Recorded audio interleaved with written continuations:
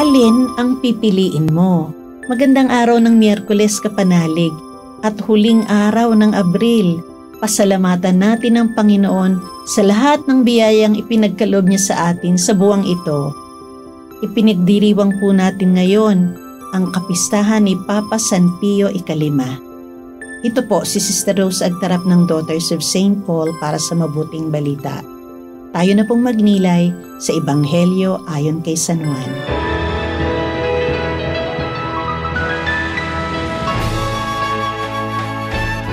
Sinabi ni Jesus kay Nicodemo, "Ganito kamahal ng Diyos ang mundo, kaya't ibinigay niya ang kanyang bugtong na anak upang hindi na mawala ang naniniwala sa kanya.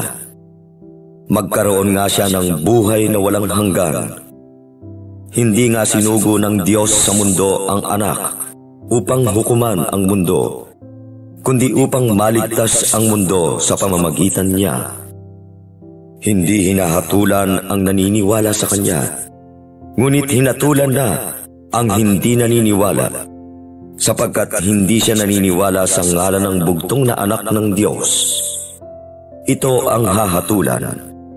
Dumating sa mundo ang liwanag, subalit higit pang minahal ng mga tao ang karimlan kaysa liwanag, sapagkat masasama ang kanilang gawa.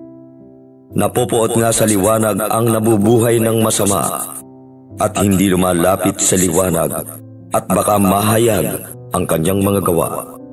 Sa liwanag naman lumalapit ang gumagawa ng katotohanan, upang mahayag na sa Diyos ginagawa ang kanyang mga gawa."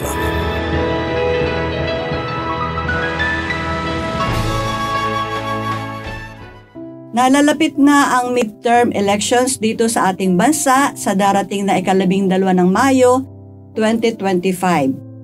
Ang madalas kong naririnig ay, huwag na tayong pabudol muli. Bakit po kaya? Tayo po ba talaga ay nalinlang o nabudol? Umiiral ba talaga ang kampo ng kasamaan at kadiliman? Huwag sana tayong mawala ng pag-asa.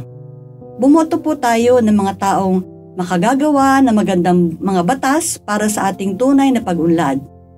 Mga kapatid, mga kapanalig, crucial po ang halalan sa Mayo. Bakit po? Dahil nakasalalay po sa desisyon natin ang kinabukasan ng buong bansa. Mahalaga na pumili tayo ng mga taong matalino, may kakayahang lumikha ng mga panukalang batas at sumunod sa Diyos. Sila ang mga taong bibigyan natin ng kapangyarihan na magpasunod ng mga batas at mga patakaran na magtataguyod sa kapakanan ng mga tao sa paglago na ekonomiya at pangangalaga sa demokrasya. Magsisilbi silang proteksyon natin bilang isang matatag na bansa. Narinig natin sa pagbasa, kinasusuklaman ang mga gumagawa ng masama ang ilaw, ni hindi lumalapit dito upang hindi mahayag ang kanilang mga gawa. Ngunit ang namumuhay ayon sa katotohanan ay lumalapit sa ilaw, upang maihayag ang mga ginawa niya na pagsunod sa Diyos. Kilatisin at suriin po natin ang mga ihahalal natin tunay kung sino ang gumagawa ng mabuti at sumusunod sa Diyos. Huwag nating sayangin ang dakilang pag-ibig ng Diyos na nagbigay ng kanyang bugtong na anak upang sumampalataya ang sa kanya ay hindi mapahamak, kundi magkaroon ng buhay na walang hanggan. Bagkus, maging gabay nawa natin ito sa ating mga desisyon at mga gawain. Amen. Mga kapanalig, maraming salamat po sa inyong suporta sa aming misyon. Subscribe, like, share, and follow Paulines sa aming social media accounts. Patuloy po kaming ng inyong tulong upang maipagpatuloy ang programang ito. Maaari po ninyong ipadala ang inyong love offerings at donasyon sa aming donations channels. Makakaasa po kayo na kasamang lagi ang inyong mga intensyon at kahilingan sa aming panalangin araw-araw. Ito pong muli si Sister Rose na nag-aanyaya sa inyong manalangin. Sa iyong pagkabuhay muli, Panginoong Hesukristo, binigyan mo kami ng bagong pag-asa at pinalalim ang aming pananampalataya. Panibaguhin mo kami upang masigasig naming maipalaganap ang mabuting balita ng may kagalakan at kapayapaan. Amen. Alleluia.